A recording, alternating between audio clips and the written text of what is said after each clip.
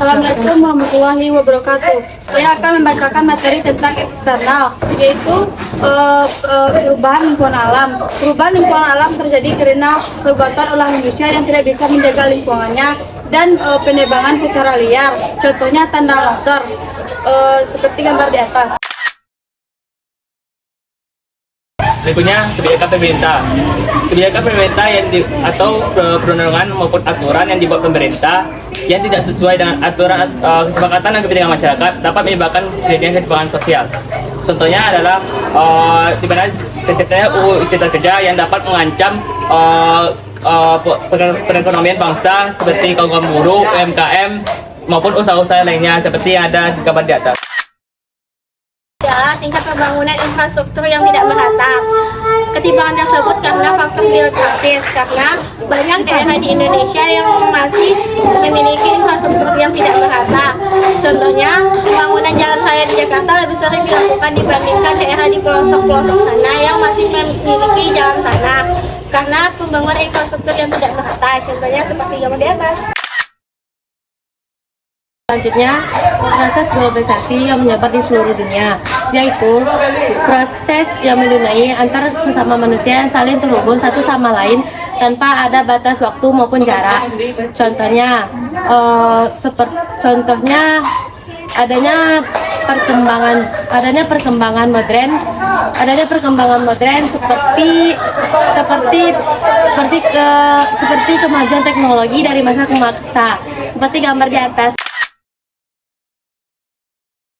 Selanjutnya, ketersediaan lapangan pekerjaan yang sedikit adalah salah satu indikator untuk menilai keberhasilan pembangunan ekonomi suatu negara. Contohnya bertambahnya potensi terjadinya pengangguran seperti pada gambar di atas. Selanjutnya, faktor eksternal yaitu kondisi kesehatan. Maksudnya, ketimpangan sosial itu dapat disebabkan oleh fasilitas kesehatan yang kurang merata. Contohnya, jangkauan kesehatan yang kurang luas dan pelayanan yang kurang memadai. Hal itulah yang menyebabkan tingkat kesehatan dan kesejahteraan masyarakat itu berbeda dari satu daerah ke daerah lainnya dan menyebabkan ketimpangan seperti gambar sini. Ingin menjelaskan tentang perubahan lingkungan alam. Perubahan lingkungan yang terjadi akibat bencana alam yaitu banjir. Dalam kategori ini termasuk perubahan lingkungan karena alam yang dirusak oleh manusia menjadi salah satu faktor penyebab terjadinya perubahan sosial. Contohnya, sebab tidak ada kesadaran diri manusia untuk menjaga lingkungan sekitarnya dengan seenaknya saja membuang sampah ke sungai yang menyebabkan terjadinya banjir. Perubahan sosial yang dimaksud yaitu pengaruh kebudayaan luar.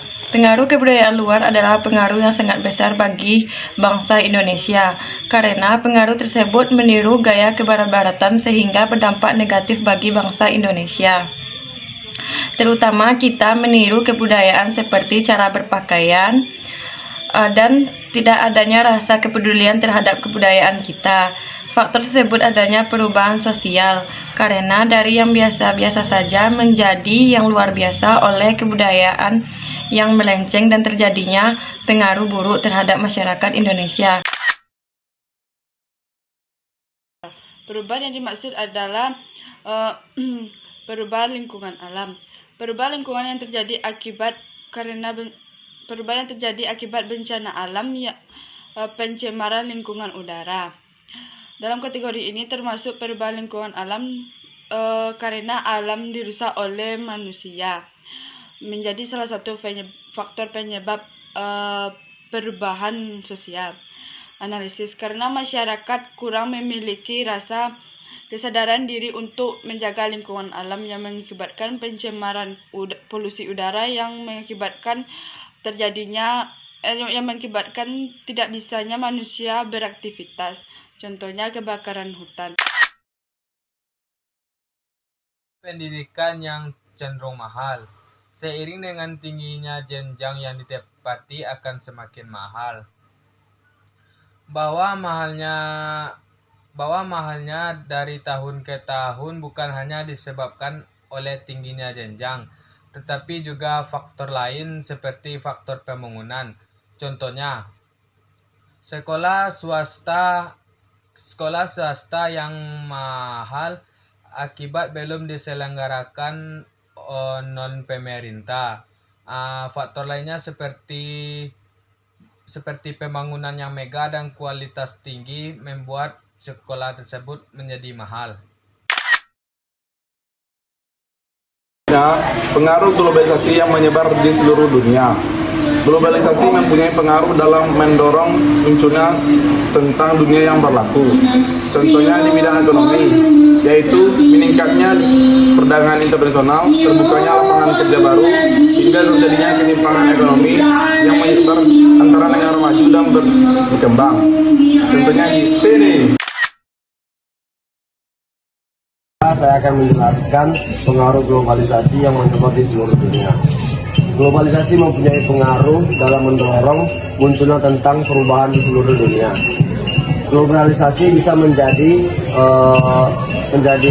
peluang dan tantangan bagi seluruh dunia dan termasuk seperti Indonesia. Dengan globalisasi, mata peluang untuk mendapatkan hasil produksi semakin luas. Baik dari perkembangan ilmu pengetahuan maupun di bidang perkembangan teknologi.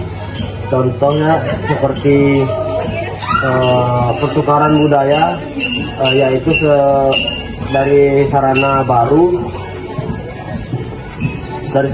dan dari dua kebudayaan untuk saling mengenal satu sama lainnya. Contoh berikut seperti gambar berikut.